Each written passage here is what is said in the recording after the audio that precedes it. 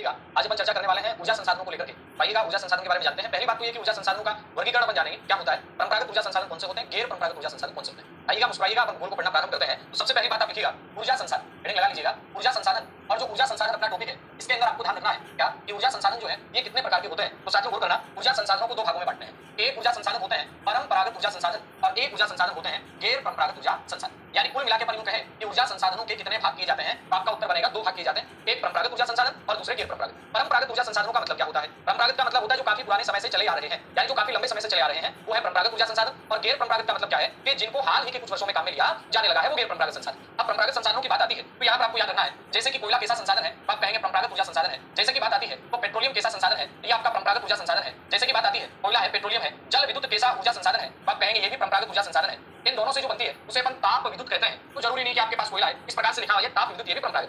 अब यहाँ काम की बात क्या है, मुख्य बात मैं आपको बता दूं, आणविक ऊर्जा को परंपरागत की श्रेणी में रखा जाने लग गया है। लेकिन जो आपका पाठ्यक्रम ही दे रखा है, आपकी जो बुक्स दे रखी है जहां से आपका पाठ्यक्रम लिया गया है और आपके पाठ्यक्रम में बात की गई है, वहां पर 12वीं की जो बुक है उस बुक के अंदर सीधा सीधा लिखा हुआ है कि आणविक जो ऊर्जा है वो परंपरागत नहीं, वो गैर परंपरागत साधन है। तो यहाँ याद रखिएगा, इधर आणविक ऊर्जा की बात कर लेते हैं अपन, इसे भी गैर परंपरागत माना गया है। लेकिन मैं बता दूं आपको आणविक ऊर्जा को गैर परंपरागत माना गया है आरबीएसई की बुक के अकॉर्डिंग, ठीक है। इसके अलावा बात करते हैं अपन तो आपका सौर ऊर्जा है, ये कैसा संसाधन है, तो आप कहेंगे गैर परंपरागत है। इसके अलावा बात करते हैं तो आपका पवन ऊर्जा, ये कैसा संसाधन है, ये भी आपका गैर परंपरागत है। इसके अलावा बात करते हैं तो आपका जैविक ऊर्जा, ये कैसा संसाधन है, तो साथियों गौर कीजिएगा ये भी आपका गैर परंपरागत संसाधन। तो यहाँ अपने पास ऊर्जा संसाधनों के दो प्रकार बन गए। एक प्रकार कौन सा बना, तो हमने कहा कोयला, पेट्रोलियम, जल विद्युत, ये परंपरागत ऊर्जा के संसाधन है। और गैर परंपरागत, परंपरागत का मतलब जो काफी लंबे समय से चले आ रहे हैं, गैर परंपरागत का मतलब जिनका हाल ही के कुछ वर्षों में इनोवेशन हुआ है और वो फिर काम में आ रहे हैं, तो उनको गैर परंपरागत संसाधन अपन कहते हैं। अब सुनिएगा एक एक की अपन चर्चा करते हैं। सबसे पहले अपन परंपरागत जो साधन है, इन परंपरागत साधनों के अंदर जो कोयला है इस कोयले के बारे में जान लेते हैं। साथियों गौर कीजिएगा, ये मैंने यहाँ पर लिखा कोयला। अब कोयला लिखते ही आपके माइंड में एक प्रश्न आना ही चाहिए और बिल्कुल आता भी होगा कि कोयला उद्योगों में महत्वपूर्ण रूप से काम में आता है, इसलिए कोयले को क्या कहा जाता है? कोयले को कहा जाता है उद्योगों की जननी। कोयले को क्या कहा जाता है, तो आपका उत्तर बनेगा कोयले को उद्योगों की जननी कहा जाता है। कोयले को काला सोना कहा जाता है, ये भी आपको ध्यान रखना है। कोयले को क्या कहा जाता है, आप कहेंगे कोयले को काला सोना कहा जाता है। कोयला काला सोना है, कोयले को उद्योगों की जननी कहा जाता है। और यहाँ पे एक बात और याद रखिएगा, कोयले को शक्ति का प्रतीक कहा जाता है। ये बात भी आप ध्यान रखना, कोयले को क्या कहा जाता है, शक्ति का प्रतीक कहा जाता है। यानी यहाँ पर तीन चीजें आ गई। एक नंबर पे आप कह रहे हैं कि कोयला क्या है, कोयला काला सोना, कोयले को उद्योगों की जननी कहते हैं और कोयले को शक्ति का प्रतीक क्यों कहते हैं उद्योगों की जननी? क्योंकि जब औद्योगिकरण का काल आया था इंग्लैंड वगैरह में, हमने देखा उस टाइम में उद्योगों के लिए महत्वपूर्ण जो आधार बना था वो कोयला ही बना था। और आज भी अपने इंडिया के अंदर अपन यूं कहें, इंडिया में जितनी भी एनर्जी बनती है, जितनी भी ऊर्जा बनती है, विद्युत बनती है, उसमें अधिकांश भाग की आपूर्ति कोयले के द्वारा ही होती है। तो ये चीज आपको ध्यान रखनी है। एक मिनट के लिए थोड़ा, तो मैं बात कर रहा था कोयले को क्या कहते हैं, कोयले को काला सोना, उद्योगों की जननी और शक्ति का प्रतीक कहते हैं। अब नेक्स्ट बात आती है तो आप कहेंगे कि कोयला खनन उद्योग का विकास। तो नेक्स्ट लिखिएगा भारत में कोयला खनन उद्योग का विकास, कोयला खनन उद्योग का विकास, कोयला खनन उद्योग का विकास 1774 ईस्वी में हुआ, जब अंग्रेजों द्वारा रानीगंज में कोयला खनन किया गया, कोयला खनन किया। अगर अपन इंडिया की बात करते हैं वैश्विक स्तर पे तो याद रखिएगा एक बात बताता हूं मैं आपको। हाँ, तो मैं बात कर रहा था यहाँ कि भारत में कोयला खनन उद्योग का जो विकास है ये 1774 में होता है, ये आपको याद रखना है। और वैश्विक स्तर पे अगर अपन देखते हैं तो अपने भारत का जो नंबर है ये चीन और अमेरिका के बाद में तीसरा है। यानी चीन अमेरिका के बाद भारत का विश्व में तीसरा स्थान है। भारत का विश्व में कौन सा स्थान है, तो आप कहेंगे तीसरा स्थान है। और विश्व का टोटल जो कोयला है उसका लगभग 5% कोयला अपना भारत उत्पादित करता है। तो लिखिएगा विश्व के कुल कोयले का 5% भाग भारत उत्पादित करता है, भारत उत्पादित करता है। उसके बाद में लिखना भारत की ऊर्जा का, ये बात आपको बताई थी, तो लिखिएगा भारत की ऊर्जा का लगभग 60% भाग कोयले से प्राप्त होता है। कहां से प्राप्त होता है, तो आप कहेंगे कोयले से प्राप्त होता है। इसके बाद में एक चीज लिखिएगा कि भारत के अंदर जो कोल इंडिया लिमिटेड है उसकी स्थापना कब होती है, तो आप कहेंगे 1975 में होती है। आप यहां लिख सकते हैं भारत में कोल इंडिया लिमिटेड की स्थापना कब होती है, आप कहेंगे 1975 में होती है। अब कोयले के प्रकार हैं, तो लिखिएगा कोयले के 4 प्रकार होते हैं। कोयले के कितने प्रकार होते हैं, तो आप कहेंगे कोयले के 4 प्रकार होते हैं। और ये 4 प्रकार हैं कौन कौन से, आइएगा देखते हैं। नंबर 1 पे सबसे अच्छा किस्म का जो कोयला होता है उस कोयले को कहते हैं एंथ्रेसाइट कोयला, यानी सबसे उत्तम किस्म का कोयला होता है। इस कोयले को क्या कहते हैं, तो आप कहेंगे एंथ्रेसाइट कोयला कहते हैं। और एंथ्रेसाइट कोयला जो होता है इस कोयले में याद रखिएगा जो कार्बन होता है, ये कार्बन इसके अंदर 80 से लेकर और 90% तक होता है। जबकि बात करते हैं इसके जस्ट भाग में एक कोयला आता है जिसका नाम आता है बिटुमिनस कोयला। कौन सा कोयला आता है यहाँ पे, तो आप कहेंगे एक कोयला हो जाता है यहाँ पे बिटुमिनस कोयला। और बिटुमिनस कोयले में याद रखिएगा यहाँ लगभग 75 से लेकर 80% तक होता है। इसके बाद में कोयला आता है जिसका नाम आता है लिग्नाइट कोयला। और जो लिग्नाइट कोयला होता है इसमें याद रखिएगा लगभग 40-45 से लेकर और 75-80 तक जो होता है, यानी आप यूं कहेंगे 50 से लेकर और 75% तक होता है। और जो पीट कोयला होता है ये सबसे घटिया किस्म का कोयला होता है और 50% से कम जो कार्बन है अब वो आपका कौन से कोयले में देखा जाता है, तो आप कहेंगे पीट कोयले में देखा जाता है। कोयले के कितने प्रकार हो गए, 4 प्रकार हो गए। कौन से 4 प्रकार हो गए, एक एंथ्रेसाइट कोयला, एक बिटुमिनस कोयला, एक लिग्नाइट कोयला और एक पीट कोयला। एंथ्रेसाइट में 80 से लेकर 90% तक, बिटुमिनस की बात आती है तो 75 से लेकर 80% तक, लिग्नाइट की बात आती है तो 50 से लेकर 75% तक आपका इसमें होता है। और जब पीट कोयले की बात करें हम तो पीट में 50% से कम आपका क्या होता है, कार्बन होता है। ये बात आपको याद रख लेनी है। इसके बाद में जैसे अपन आगे चलेंगे तो अपने पास आएगा कि भारत के अंदर जो कोयला है वो दो प्रकार से पाया जाता है। तो लिखिएगा, भारत में कोयला दो प्रकार की चट्टानों में पाया जाता है। भारत में कोयला दो प्रकार की चट्टानों में पाया जाता है, चट्टानों में पाया जाता है। अब ये चट्टानें हैं कौन सी, क्या लिखिएगा, एक है गोंडवाना यूबीन चट्टानें, नंबर एक लिखिएगा, गोंडवाना यूबीन चट्टानें नंबर एक। और नंबर दो आप कह सकते हैं आपका टर्शियरी कालीन चट्टान, टर्शियरी कालीन चट्टान। और अगर गोंडवाना चट्टानों की बात करूं तो याद रखिएगा, यानी भारत का आप यूं कहें कि 98% तक जो कोयला है ये आपका ये पाया जाता है, और अपने भारत में मात्र 2% तक है ये आपका टर्शियरी कोयला पाया जाता है। अब जो गोंडवाना यूबीन कोयला है ये भारत में पाया कहां जाता है इसके बाद चर्चा कर लेते हैं। तो नंबर एक पे आप लिख सकते हैं गोदावरी नदी की घाटी। नंबर एक पे आप क्या लिखेंगे, गोदावरी नदी की घाटी का क्षेत्र, गोदावरी नदी की घाटी का जो क्षेत्र है यहां पर ये कोयला देखने को मिलता है। और गोदावरी नदी की घाटी में अगर आपसे पूछा जाए तो आप कहेंगे मुख्य रूप से आंध्र प्रदेश आ जाएगा। और आंध्र प्रदेश में साथियों मैं आपको बता दूं एक स्थान आता है जिसका नाम है सिंगरेनी। सिंगरेनी है, ये याद रखिएगा, सिंगरेली नहीं है, सिंगरेनी है। इसके अलावा अगर बात करें आप तो तेलंगाना जो आता है, यहां पर भी तेलंगाना जो है इसके अंदर भी आपका वारंगल नाम का क्षेत्र आता है। वारंगल के साथ अगर बात करें आप तो करीमनगर नाम का क्षेत्र आता है। ये दोनों ही तेलंगाना के महत्वपूर्ण आपके क्या है, आप कहेंगे तेलंगाना के महत्वपूर्ण कोयला क्षेत्र है। तो याद रखिएगा गोदावरी नदी की घाटी का क्षेत्र है, यहां पर आपका कोयला होता है। और गोदावरी नदी की घाटी के क्षेत्र के बाद में आप बात करें तो महानदी की घाटी का क्षेत्र, कौन सी घाटी का, महानदी की घाटी का क्षेत्र। और महानदी की घाटी में अगर आपसे पूछा जाए कि कौन सा स्टेट मुख्य रूप से आता है तो साथियों बोल दीजिएगा महानदी की घाटी में आपको याद रखना है एक स्टेट आता है जिसका नाम है उड़ीसा। महानदी की घाटी में कौन सा स्टेट आता है तो आप कहेंगे उड़ीसा आता है, कौन सा, उड़ीसा। तो याद रखिएगा महानदी की घाटी का जो क्षेत्र है यहाँ एक राज्य आता है और इस राज्य का नाम आपका आता है उड़ीसा। अब आप कहेंगे सर उड़ीसा के अंदर, उड़ीसा में देखिए मैं आपको बताऊं उड़ीसा के अंदर जो क्षेत्र है जैसे ढेंकनाल जिला आता है और इस ढेंकनाल जिले के अंदर एक स्थान आता है जिसका नाम आता है तलचर।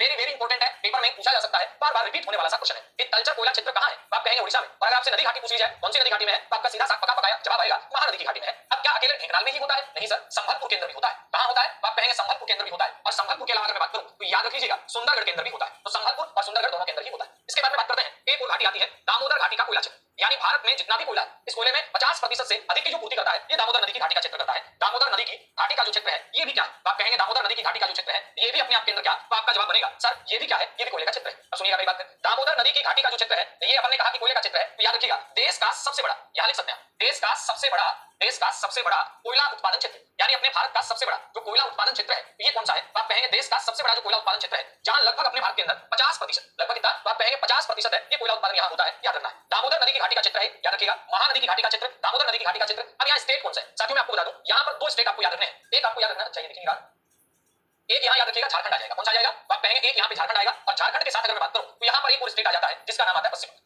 अगर मैं पश्चिम बंगाल की बात करूं तो साथियों गौर करना यहाँ पर एक क्षेत्र आता है रानीगंज। आपसे पूछा जाएगा कि रानीगंज कौन से राज्य के अंदर आता है, आप कहेंगे रानीगंज है, ये आपका पश्चिम बंगाल में आता है। और रानीगंज है ये बर्धमान नाम का एक जिला है, इसके अलावा एक बांकुड़ा नाम का जिला है, और इसके अलावा अगर मैं बात करूं तो एक पुरुलिया नाम का जिला है। इनमें ये फैला हुआ है, इन तीन जिलों पुरुलिया जिलों के अंदर जो फैला हुआ है ये आपका कौन सा, रानीगंज। अब यहाँ रानीगंज की बात आ गई पश्चिम बंगाल में तो साथियों सुनिएगा झारखंड में एक क्षेत्र है जय जय झारखंड है, तो जय जय झरिया याद रख लेना, वेरी वेरी इंपॉर्टेंट है। झरिया कहां का कोयला क्षेत्र है तो आपका उत्तर बनेगा झारखंड का है। कौन से जिले में आता है झरिया, ये धनबाद जिले में आता है। यानी झारखंड में एक जिला आता है धनबाद और धनबाद जिले के अंदर कौन सा, झरिया। होने को तो आपका एक चंद्रपुरा भी आता है, चंद्रपुरा ये भी आपका झारखंड का ही कोयला क्षेत्र है। चंद्रपुरा भी कहां का कोयला क्षेत्र है तो साथियों सुनिएगा चंद्रपुरा भी आपका झारखंड का ही कोयला क्षेत्र है। इसके अलावा कौन से कोयले क्षेत्र है, इनमें बोकारो आता है, करणपुर है, रामगढ़ है, लिखिएगा बोकारो आ जाएगा इसमें। बोकारो के साथ में बात करें तो करणपुर इसमें आ जाएगा, करणपुर के साथ बात करें तो रामगढ़ इसमें आ जाएगा, रामगढ़ के अलावा बात करें तो आपका गिरिडीह इसमें आ जाएगा, गिरिडीह की बात में बात करें तो हजारीबाग इसमें आ जाएगा, हजारीबाग इसमें आ जाएगा। और इसके बाद में बात करें तो आपका और बस इतने क्षेत्र है। तो याद रखिएगा बोकारो, करणपुर, रामगढ़, गिरिडीह है, हजारीबाग, ये सारे के सारे क्षेत्र हैं, ये झारखंड के क्षेत्र हैं। याद रख लेना ये बोकारो है, एक कोरबा कोयला क्षेत्र आता है, ये छत्तीसगढ़ में। बोकारो कोयला क्षेत्र कहां पे आप कहेंगे झारखंड के अंदर है, जबकि मैं बात करूं आपका बोकारो के साथ में कोरबा आपको बताया ये कहां पे है, ये छत्तीसगढ़ में आ जाएगा। तो ये यहाँ के कोयला क्षेत्र है, तो आप लिख सकते हैं आराम से। इसके बाद में अगर मैं बात करूं तो एक पश्चिम दामोदर घाटी आती है जो पलामू डाल्टनगंज क्षेत्र है। ये दामोदर नदी की घाटी है, यहीं पे मैं लिख देता हूं जगह बची अपने पास, तो लिखिएगा पश्चिम दामोदर घाटी।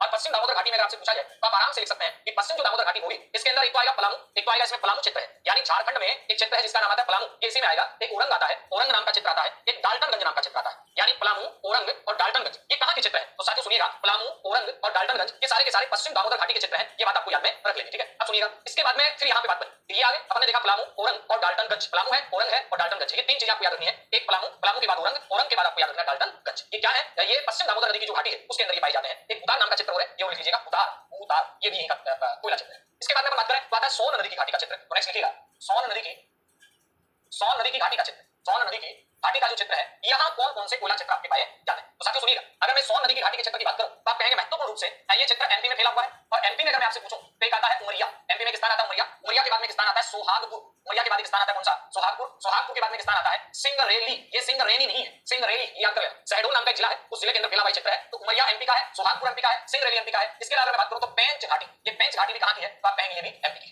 अब इसके बाद में सोन नदी की घाटी का क्षेत्र आ गया। तो सोन नदी की घाटी के क्षेत्र के बाद में आगे बात करें तो आता है छत्तीसगढ़ का कोयला क्षेत्र। कहां का? तो सुनिएगा, छत्तीसगढ़ का कोयला क्षेत्र। तो साथियों बोल दीजिएगा छत्तीसगढ़ का कोयला जो क्षेत्र है ये आपका, इसमें कौन कौन से हैं तो मैं बताता हूं। छत्तीसगढ़ का जो कोयला क्षेत्र है इसमें याद रखिएगा, सीधा सा अगर आपसे पूछा जाए तो इसमें एक तो आता है रामकोला। कौन सा आता है? रामकोला छत्तीसगढ़ में आता है। रामकोला के अलावा बात करें तो आपका ताता पानी, गर्म पानी नहीं, ताता पानी। इसके अलावा बात करें तो कोरबा आता है, कोरबा। कोरबा के अलावा बात करें तो झिलमिल आता है। कोरबा के अलावा कौन सा आता है? आप कहेंगे झिलमिल आता है। झिलमिल के बाद में बात करें तो एक आता है विश्रामपुर। झिलमिल के बाद में कौन सा? विश्रामपुर आता है। विश्रामपुर के बाद में बात करते हैं तो एक आता है लखनपुर। लखनपुर के बाद में एक आता है चिरमिरी। लखनपुर के बाद में चिरमिरी और चिरमिरी के बाद में आता है बिलासपुर। अब आपके मन में एक प्रश्न बनेगा कि ये सारा का सारा जो कोयला क्षेत्र है ये कौन सी नदी की घाटी में? तो साथियों नोट लगा के लिख लेना, ये सभी यह है कोयला क्षेत्र, यह है कोयला क्षेत्र महानदी, महानदी व सहायक नदियां। यह कोयला क्षेत्र महानदी व सहायक नदियां अहराम व महानदी में सहायक, अहराम व पुरान नदी घाटियों में है, पुरान नदी घाटियों में पाया जाता है, पाया जाता है। ये बात आपको याद रख लेना है। इसके बाद में आता है सतपुड़ा कोयला क्षेत्र। लिखिएगा नेक्स्ट, नेक्स्ट लिखिएगा सतपुड़ा कोयला क्षेत्र। सतपुड़ा कोयला क्षेत्र इसमें लिखिएगा नर्मदा नदी के, नर्मदा नदी के दक्षिण में, नर्मदा नदी के दक्षिण में नरसिंहपुर में वो है पानी। इसके अलावा पाथरखेड़ा, इसके अलावा काहनन घाटी, काहनन घाटी आदि जो क्षेत्र है ये सारे के सारे क्या है तो आप कहेंगे ये सतपुड़ा के कोयला क्षेत्र है। कौन कौन से सतपुड़ा के कोयला क्षेत्र? नर्मदा नदी के दक्षिण में नरसिंहपुर के अंदर काहनन घाटी, ये सतपुड़ा का है। मोहे पानी, पाथरखेड़ा, ये सतपुड़ा के है। महाराष्ट्र में एक वर्धा घाटी है। नेक्स्ट आप लिख सकते हैं महाराष्ट्र, महाराष्ट्र में क्षेत्र जो आते हैं इनमें आप कहेंगे वर्धा घाटी। अगर आपसे पूछे कि वर्धा घाटी का कोयला क्षेत्र कहां का तो आप कहेंगे महाराष्ट्र का। इसके अलावा बात करें तो चंद्रपुर, चंद्रपुर ये आपका कहां का है? महाराष्ट्र का है। इसके अलावा बात करें तो आपका नागपुर कहां का है? आप कहेंगे महाराष्ट्र का है। इसके अलावा बात करें तो आपका बल्लारपुर कहां का है? आप कहेंगे महाराष्ट्र का है, बल्लारपुर। इसके अलावा बात करें तो यवतमाल कहां का है? ये भी महाराष्ट्र का है, ये भी कहां का? महाराष्ट्र का है। इन सबके अलावा बात करते हैं पश्चिम बंगाल में और क्षेत्र रह जाते हैं तो नेक्स्ट आप लिख सकते हैं पश्चिम बंगाल में वर्धमान, बांकुड़ा, पुरुलिया, पश्चिम बंगाल। और पश्चिम बंगाल के कोयला क्षेत्र में अगर चर्चा करें तो आपका वर्धमान आ जाएगा, वर्धमान के अलावा बांकुड़ा आ जाएगा, बांकुड़ा के अलावा पुरुलिया आ जाएगा, पुरुलिया के साथ बात करें तो वीरभूमि आ जाएगी, वीरभूमि के अलावा बात करें तो दार्जिलिंग आ जाएगा, और दार्जिलिंग के अलावा बात करें तो जलपाईगुड़ी आ जाएगा, जलपाईगुड़ी। ये सारे के सारे किसमें आ जाएंगे तो आप कहेंगे ये पश्चिम बंगाल में आ जाए। पश्चिम बंगाल में वर्धमान है, वर्धमान के अलावा बांकुड़ा, पुरुलिया, वीरभूमि, दार्जिलिंग, जलपाईगुड़ी। इसके अलावा बात करते हैं महाराष्ट्र, महाराष्ट्र में वर्धा घाटी है। इसके अलावा चंद्रपुर, नागपुर, बल्लारपुर और यवतमाल, ये सारे के सारे आगे किसमें? महाराष्ट्र में आ गए। ये चीजें आपको याद रखनी, महाराष्ट्र, पश्चिम बंगाल। महाराष्ट्र में वर्धा घाटी है, चंद्रपुर है, नागपुर, बल्लारपुर, यवतमाल। इसके अलावा पश्चिम बंगाल में बात करें तो वर्धमान है, बांकुड़ा, पुरुलिया, वीरभूमि, दार्जिलिंग और जलपाईगुड़ी। ये सारे के सारे क्षेत्र आपको याद रखें, ठीक है। चलिए आगे चलते हैं, इतना लिखिएगा फिर आगे देखते हैं और भी बातें करते हैं। ये आगे सोन नदी घाटी के क्षेत्र, आदि क्षेत्र। हाँ भाई इतना। अब सोन नदी की घाटी के क्षेत्रों के बाद में अब चर्चा करें, आगे बढ़ें, देखते हैं क्या आता है। ये था आपका गोंडवाना क्रम का कोयला। अब गोंडवाना क्रम के कोयले के बाद में अब हम बात करते हैं टर्सियरी काल का कोयला। तो नेक्स्ट आप लिखिएगा टर्सियरी कालीन कोयला। ये भारत में जो कोयला है उसमें मात्र 2%, भारत में टोटल कोयला उसका 2% कोयला है। इसमें लिखिएगा फिर यह है कोयला, यह है कोयला, यह है कोयला असम, मेघालय, जम्मू कश्मीर, असम, मेघालय, जम्मू कश्मीर, तमिलनाडु, राजस्थान,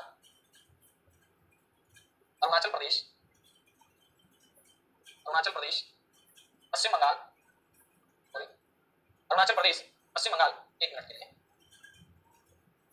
अच्छा मैं कह रहा था अरुणाचल प्रदेश, पश्चिम बंगाल आदि में है। अब अगर मैं क्षेत्रों की बात करूं तो यहीं पे आप नोट कर लेना, पश्चिम बंगाल में एक क्षेत्र आता है जिसका नाम है पनकाबाड़ी क्षेत्र, पनकाबाड़ी क्षेत्र, ये पश्चिम बंगाल। इसके अलावा बात करते हैं अरुणाचल प्रदेश में एक दिगरूक क्षेत्र आता है, ये डाफला की जो पहाड़ियां हैं, डाफला पहाड़ी में। इसके अलावा मैं राजस्थान की बात करूं, राजस्थान में आप जानते हैं जो आपका ये कोयला है ये लिग्नाइट किस्म का कोयला राजस्थान में मिलता है। कहां पे? पलाना की पहाड़ी। अगर मैं इसी कोयले में बात करूं तो तमिलनाडु में ये कोयला कहां? तमिलनाडु के अंदर भी लिग्नाइट किस्म का ही कोयला, और तमिलनाडु में ये कोयला ये मिलता है नेवेली, नेवरी नहीं है, नेवेली, ठीक है। इसके अलावा बात करते हैं तो मेघालय, मेघालय में गारो खासी जयंती की पहाड़ियों में मिलता है, आप लिख सकते हैं मेघालय में लिख लेना गारो खासी जयंती पहाड़ियां, इनमें मेघालय में देखने को मिलता है। इसके अलावा बात करें तो आपका असम के अंदर कहां है? लखीमपुर है, शिवसागर है, माकुम क्षेत्र है, असम में लिख लेना लखीमपुर, शिवसागर और माकुम क्षेत्र। माकुम में तेल भी है ना, माकुम क्षेत्र, ये कोयले के क्षेत्र है, लखीमपुर, शिवसागर और माकुम क्षेत्र, ये अलग अलग अपन ने देखा। तो यहाँ पे आपको याद रखना है असम के अंदर कौन कहां होता है कोयला? लखीमपुर है, माकुम क्षेत्र है, यहाँ असम के अंदर होता है। इसके बाद बात की अपन मेघालय में, मेघालय में गारो खासी जयंती की पहाड़ियां। अच्छा जम्मू कश्मीर रह गया, यहाँ लिख सकते हैं आपका जम्मू कश्मीर में तालाकोट, कालाकोट और नीचा, ये लिखिएगा तालाकोट, कालाकोट, जम्मू कश्मीर में कोटिकोट है, लिख लेना तालाकोट, कालाकोट, जम्मू कश्मीर में लिखना। काला कोट एक काला कोट नाम की जगह है, एक काला कोट नाम की जगह है, ये दोनों के दोनों है। हालांकि उधमपुर वगैरह में भी होता है, लेकिन यहाँ तो याद रख लीजिएगा काला कोट और काला कोट ये दोनों ही क्या है, आप कहेंगे यहाँ कोयला होता है। अगर कोल इंडिया पूरे भारत में अगर कोयले की बात करें तो भंडार देखिएगा झारखंड में, और झारखंड में भंडार है कौन से पठार पर, नदी घाटी की बात करते हैं तो दामोदर नदी की घाटी। अगर पठार की बात की जाएगी तो आप याद रखिएगा छोटा नागपुर का पठार, और छोटा नागपुर का जो पठारी क्षेत्र है यहाँ पर कोयले की उपलब्धता के कारण, कोयले की अधिकता के कारण, कोयले के भंडारों के कारण इस वाले प्रदेश को कहा जाता है, क्या कहा जाता है, भारत का रूरल प्रदेश कहा जाता है। इस वाले प्रदेश को क्या कहते हैं, भारत का रूरल प्रदेश के नाम से जानते हैं। तो नेक्स्ट अपन चर्चा करते हैं, ये लिखिएगा एक बार के लिए आगे चलने पर। तो टर्शियरी कालीन कोयला भारत के अंदर मात्र 2% पाया जाता है, आपको याद रख लेना है, ठीक है। अब इसके बाद में और क्या बनेगा, और अपन कोयले के क्षेत्र देखते हैं मैप के ऊपर और इनको एक बार समझने की कोशिश करते हैं। मैप शायद आपको नहीं दिखेगा लेकिन अब दिख जाएगा। ये आप देख पा रहे हैं भारत का मानचित्र है, इस प्रकार से अपने भारत का मानचित्र है पूरा का पूरा। इस मानचित्र में मैं कुछ एरियाज आपको बता देता हूं तो मैप के अंदर चिन्हित किए हुए हैं। यहां आपको देख लेना, नंबर 1 पे बात करते हैं तो साथियों गौर करना, यहां ये जम्मू कश्मीर वाला बेल्ट है, यहां पे जो आपका एक करेवा क्षेत्र है, मिट्टी का जमाव है, इसमें कोयला है। राजस्थान की बात आती है तो पलाना क्षेत्र है, यहां पर आपको कोयला देखने को मिलेगा। अगर मैं यहां झारखंड वाला जो बेल्ट देख रहे हैं पूरा का पूरा, यहां पर आपको याद रखना है गिरिडीह क्षेत्र, यहां कोयला देखने को मिलेगा। असम की बात करें तो यहां पर ये आगे लिखा अरुणाचल में, ये माकुम तेल क्षेत्र ये असम के अंदर आ जाएगा। इसके बाद अगर बात करें रानीगंज कहां पे है, रानीगंज आप जानते हैं पश्चिम बंगाल के अंदर है। रानीगंज के अलावा बात करते हैं तलचर कहां पे है, तालचर कह दो, तलचर कह दो, ये आपका उड़ीसा के अंदर है। इसके अलावा झरिया अगर आपसे पूछ लिया जाए, झरिया कहां पे है, झारखंड के अंदर है, झरिया झारखंड में है। तो इसके बाद अगर आपसे पूछ लिया जाए कोरबा कहां पे, कोरबा जो आपका कोयला क्षेत्र है ये छत्तीसगढ़ में आता है। इसके अलावा आपसे पूछ लिया जाए सिंगरेनी, सिंगरेली नहीं है, सिंगरेनी सिंगरेनी कहां पे, आंध्र प्रदेश में है। इसके अलावा आपसे पूछ लिया जाए नेवेली, नेवेली ये कहां पर है, ये भी आपका तमिलनाडु में है। इसके अलावा आपसे पूछ लिया जाए सिंगरौली, ये कहां पर है, आप कहेंगे मध्य प्रदेश में है। सिंगरौली कहां पे है, आपका जवाब आएगा मध्य प्रदेश में, याद रखिएगा। झरिया झारखंड में है, गिरिडीह झारखंड में है, माकुम कहां पे है, आपका असम में है, रानीगंज कहां पे, पश्चिम बंगाल, तलचर उड़ीसा में है, कोरबा छत्तीसगढ़ में है, सिंगरेनी आंध्र प्रदेश में है, नेवेली तमिलनाडु में है, सिंगरौली मध्य प्रदेश में है, और पलाना कहां पे, बीकानेर के अंदर है। पलाना कहां पे है, बीकानेर के अंदर। तो ये मैप के अंदर आप देख सकते हैं, बाकी वैसे याद होंगे। इसके बाद में बात आती है पेट्रोलियम की, आप लिखिएगा नेक्स्ट पेट्रोलियम। पेट्रोलियम देखिएगा ये भी अपने आप के अंदर जीवाश्म ईंधन ही है। नेक्स्ट आप लिखिएगा भारत में पेट्रोलियम की खोज, भारत में पेट्रोलियम की खोज का कार्य, भारत में पेट्रोलियम की खोज का कार्य 1866 ईस्वी में माकुम तेल क्षेत्र, माकुम तेल क्षेत्र असम में होता है। यानी भारत के अंदर तेल खोज का जो कार्य है ये कहां होता है, माकुम असम में होता है। लिखिएगा तेल खोज का कार्य माकुम के अंदर होता है, ये आपको याद रखना है। और आपसे पूछ लिया जाए कि तेल निकाला कहां जाता है तो साथियों याद कर लेना, तेल निकालने का जो कार्य डिगबोई के अंदर होता है, और डिगबोई भी कहां पे, ये भी आपका समय। तो लिखिएगा तेल निकालने का कार्य, तेल निकालने का कार्य ये कहां पे होता है, ये डिगबोई में होता है। कई बार प्रश्न आ जाता है कि डिगबोई कहां पे है, असम में, और किसके लिए जाना जाता है, पेट्रोलियम के। डिगबोई असम में 1889 90 में होता है। अब जब असम वाले बेल्ट में इतना तेल उत्पादित होने लग गया आदि तो याद रखिएगा 1899 ईस्वी में असम ऑयल कंपनी का गठन किया जाता है। असम ऑयल कंपनी का गठन किया जाता है, यानी असम ऑयल कंपनी का गठन कब किया जाता है, आप कहेंगे 1899 में। उसके बाद में फिर 1915 ईस्वी में बर्मा ऑयल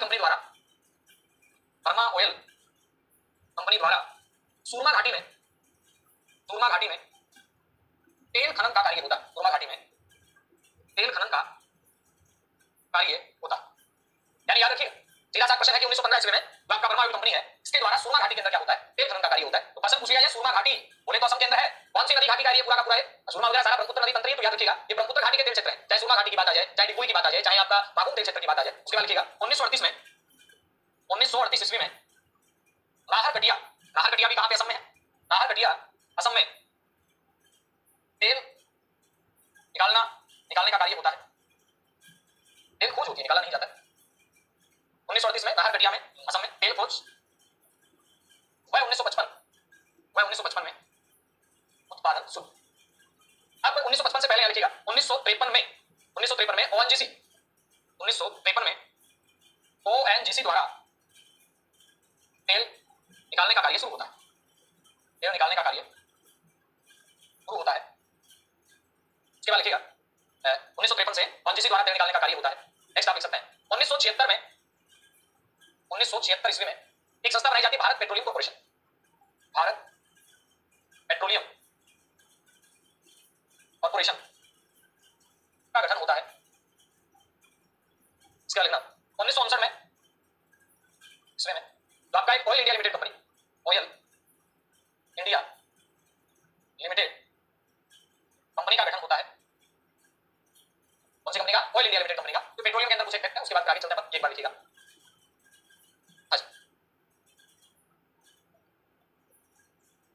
ठीक पाए ना। अब देखिएगा इसके बाद में फिर आगे बात करते हैं तो लिखिएगा भारत में पेट्रोलियम उत्पादन, भारत में पेट्रोलियम उत्पादन का जो कार्य है ना, ये भारत में पेट्रोलियम उत्पादन बॉम्बे हाई तेल क्षेत्र अरब सागर में है, मुंबई के पास। इसके अलावा राजस्थान, राज्यों में राजस्थान अग्रणी है, इसके अलावा गुजरात, इसके अलावा असम, इनमें होता है। ठीक है, याद रखिएगा कहां कहां होता है, बॉम्बे हाई तेल क्षेत्र में, राजस्थान में, गुजरात में, असम। अब बात करते हैं एरिया कौन कौन से हैं। असम चूंकि प्रारंभिक एरिया है तो लिखिएगा असम। असम में एक तो माकूम क्षेत्र जैसा कि अभी हम बात करते हैं, एक असम में याद रखिएगा डिगबोई तेल क्षेत्र है, एक असम में बात करते हैं नाहरकटिया तेल क्षेत्र है, एक असम में बात करते हैं सुरमा घाटी तेल क्षेत्र है, सुरमा घाटी। सुरमा घाटी के अलावा बात करते हैं तो आपका बधापुर है, इसके अलावा हंसापुर है, हंसापुर है, इसके अलावा आपका पथरिया है, इसके अलावा बदरपुर है, एक बदरपुर भी आता है, इसके अलावा मसीनपुर है, मसीनपुर है, इसके अलावा एक क्षेत्र आता है लकवा हरियाणी, इसके अलावा आता है हुगरी जब। ये सारे मैं वही लिखवा रहा हूं जो आपकी बुक में है। इसके अलावा और क्या आता है, मोटी मोटी तेल क्षेत्र है, एक आता है लकवा, एक गाले की, गाले की, इसके अलावा एक रुद्रपुर आता है। ये सारे तेल क्षेत्र कहां के हैं, ये सबके मेन जो परीक्षा में रिपीट होते रहते हैं जिनको याद कर लेना चाहिए, माकूम है, डिगबोई है, नाहरकटिया है, सुरमा घाटी है, ये बार बार रिपीट होते रहते हैं, तो ये तो अपने को आनी ही। इसके अलावा असम के अलावा गुजरात के अंदर तेल होता है, तो गुजरात के अंदर कहां कहां तेल के उत्पादन क्षेत्र है, गुजरात में साथियों याद रखिएगा कच्छ है, सूरत है, भड़ोच है। कच्छ कहां पे, गुजरात में, सूरत कहां पे, गुजरात में, भड़ोच कहां पे, गुजरात में। इसके अलावा बात करते हैं तो आपका बड़ौदा कहां पे, गुजरात में, बड़ौदा के अलावा बात करते हैं तो मेहसाना कहां पे, गुजरात में, खेड़ा कहां पे, गुजरात में, अंकलेश्वर कहां पे, गुजरात में, अंकलेश्वर ये भी कहां पे है, गुजरात। गुजरात के तेल क्षेत्र कच्छ है, सूरत है, भड़ोच है, मेहसाना है, अंकलेश्वर है, ये सारे के सारे तेल क्षेत्र कहां के हैं, आप कहेंगे गुजरात। अंकलेश्वर कहां है, गुजरात के अंदर, याद रखिएगा। और ये प्रश्न मुझे लगता है आ भी सकता है, अंकलेश्वर तेल क्षेत्र है, एक नया गांव तेल क्षेत्र भी आता है, खंबात आ गया, कलोल आ गया, सानद है, लुनेज है, ये सारे के सारे गुजरात के तेल क्षेत्र हैं जो आपको याद है, रख लेते। ठीक है, इसके बाद में बात करते हैं गुजरात के बाद में तो आपका कौन सा आता है, तो आप कहें नवगांव, मेहसाना, ये दो लिख लेना। नवगांव भी गुजरात में आता है। इसके अलावा बात करें तो महसाना, ये भी कहां पे आता है, गुजरात में आता है। सानंद भी कहां पे आता है, गुजरात में आता है। और एक कोथाना भी कहां पे आता है, गुजरात। बात करते हैं उत्तर भारत में, जैसे राजस्थान की बात करें तो राजस्थान का जो जिला अग्रणी है इसके लिए तो आपका बाड़मेर और जैसलमेर तेल क्षेत्र है। बाड़मेर, जैसलमेर, बीकानेर, नागौर और जालोर क्षेत्र, होने को हाड़ौती वाला प्रदेश है, यहां भी है, लेकिन मेन अपने राजस्थान में कहां, बाड़मेर वाले क्षेत्र में है। रागेश्वरी, कामेश्वरी, ऐश्वर्या, एमबी क्षेत्र जिसे हम कहते हैं, मंगला भाग्य, ऐश्वर्या, रागेश्वरी, कामेश्वरी, विजया आदि क्षेत्र हैं तेल के लिए जाने जाते हैं, तो ये राजस्थान। इसके बाद में बात करते हैं तो पंजाब, पंजाब के अंदर तेल क्षेत्र एक आता है लुधियाना। पंजाब में जो तेल क्षेत्र आते हैं इनमें आता है लुधियाना, लुधियाना के साथ याद रखिएगा होशियारपुर, होशियारपुर ये भी कहां पे, पंजाब में है। इसके अलावा याद रखिएगा दासूजा, दासूजा भी कहां पे, पंजाब में। इसके अलावा बात करते हैं तो आपका हिमाचल, इसमें आपका तेल है, हिमाचल के अलावा जम्मू कश्मीर में भी तेल क्षेत्र है, हिमाचल में भी तेल क्षेत्र है, लेकिन याद कर लीजिएगा काफी। इसके अलावा अब तक ये क्षेत्र यानी गुजरात में, गुजरात यहां लिख दिया, यहीं पे कर लेता है, गुजरात में लिखिएगा सौराष्ट्र, सौराष्ट्र एक आता है अलिया वेट। और सागरी क्षेत्रों में आपको याद रखना है बॉम्बे हाई तेल क्षेत्र, ये आपका सागरी क्षेत्र है जहां से आपका तेल निकाला जाता है, अरब सागरी क्षेत्र वाला क्षेत्र है, ये इतने काफी हो जाएंगे। इसके बाद में आप आ जाइएगा आगे, और बॉम्बे हाई जो तेल क्षेत्र है याद रखना सागर सम्राट नामक जहाज है, सागर सम्राट यान है, इसके माध्यम से मतलब इसकी सहायता ली जाती है तेल उत्खनन में। नेक्स्ट आप लिख सकते हैं बॉम्बे या मुंबई लिख दो, मुंबई हाई तेल क्षेत्र के दक्षिण में एक क्षेत्र आता है वसाई, वसाई नामक स्थान पर भी तेल उत्खनन होता है, तेल उत्खनन होता है। इसके बाद में कावेरी, कृष्णा, गोदावरी के देश में पेट्रोलियम है, कावेरी, कृष्णा व गोदावरी नदियों के क्षेत्र में भी तेल है, बोले तो पेट्रोलियम है। अपने भारत में अगर आपसे रिफाइनरी पूछी जाए तो लिखिएगा भारत में प्रथम तेल रिफाइनरी या शोधनशाला, ट्रामडे शोधनशाला महाराष्ट्र में याद रखिएगा। रिफाइनरी ये कहां खोली गई थी, डिगबोई में, और डिगबोई कहां पे है, असम में, ये लगभग 1901 में खोली गई, तो याद रखिए सर्वाधिक रिफाइनरी जो है ये असम और गुजरात में, लिखिएगा सर्वाधिक तेल रिफाइनरी, रिफाइनरी असम जा रहे हैं यहां भी, गुजरात जा रहे हैं यहां, गुजरात में है। पूर्वी तट की प्रथम रिफाइनरी विशाखापट्टनम, पूर्वी तट की प्रथम रिफाइनरी, रिफाइनरी ये कहां पे है, विशाखापट्टनम में है, याद रखिए पूर्वी तट की जो पहली रिफाइनरी विशाखापट्टनम में है। सर्वाधिक तेल रिफाइनरी असम में है, गुजरात में 4 है, असम में 4 है। इसके बाद बात करें तो भारत में पहले जो तेल रिफाइनरी है ये आपका कहां पे, तो आप कहेंगे डिगबोई, असम के अंदर है। इसके बाद बात करते हैं तो कावेरी नदी की घाटी, कृष्णा है, गोदावरी है, आदि नदियों के क्षेत्र में है। बाकी बात करते हैं तो बॉम्बे हाई तेल क्षेत्र है, इसके दक्षिण में वसाई नामक एक स्थान है, यहां पर भी तेल उत्खनन का कार्य होता है, ये चीजें आपको ध्यान रखनी है। इसके बाद में अपन जल विद्युत की चर्चा कर लेते हैं। नेक्स्ट आप लिखिएगा जल विद्युत, जल विद्युत इसमें कुछ ज्यादा बातें लिखी हुई है नहीं आपकी बुक में, अपन सीमित रूप में चर्चा करें। भारत में इसका विकास, भारत में जल विद्युत का विकास 1897 ईस्वी में दार्जिलिंग में विद्युत आपूर्ति के साथ हुआ, विद्युत आपूर्ति के साथ हुआ। और इसके बाद में अगर आपसे पूछा जाए तो यहां नोट लगा देना। इसके बाद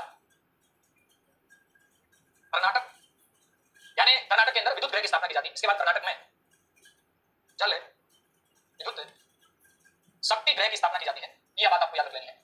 और शक्ति गृह की स्थापना के बाद में अगर आपसे पूछा जाए तो राष्ट्रीय जल विद्युत शक्ति निगम, इसकी स्थापना 1975 में राष्ट्रीय जल विद्युत शक्ति निगम, जल विद्युत शक्ति निगम की स्थापना 1975 में की जाती है। ये आपको याद रख लेना। राष्ट्रीय जल विद्युत शक्ति निगम की स्थापना कब की जाती है तो आप कहेंगे 1975 के अंदर की जाती है। और कर्नाटक के अंदर जल विद्युत शक्ति गृह की स्थापना की जाती है, याद रख लेना। 1897 में दार्जिलिंग के अंदर विद्युत आपूर्ति उसके साथ हुआ। एक बड़े स्तर पर कर्नाटक के अंदर आप यूं कहें कि विद्युत उत्पादन प्रारंभ किया जाता है। अब आप एक काम करें, ये मैप में बना हुआ है तो इसको अपन देख लेते हैं। इसमें कौन कौन से एरियाज हैं जहां से अपने प्रश्न आएंगे, ये भी अपन देख लेते हैं। नंबर 1 पे जम्मू कश्मीर वाला जो एरिया, इसमें याद रखना कौन कौन से जल विद्युत केंद्र है। एक तो याद रखना मुजफ्फराबाद, एक बारामूला, मुजफ्फराबाद और एक बारामूला। ठीक है, इसके बाद में बात करते हैं तो हिमाचल प्रदेश, हिमाचल में याद रखिएगा एक तो आएगा मंडी, ये जल विद्युत केंद्र है। एक आएगा शिमला, ये जल विद्युत केंद्र है। एक आएगा प्रोजेक्ट नाथपा छापरी, ये आपका कहां का है, आप कहेंगे ये हिमाचल का है। एक आएगा नाथपा छापरी के बाद में रामपुर लुहटी,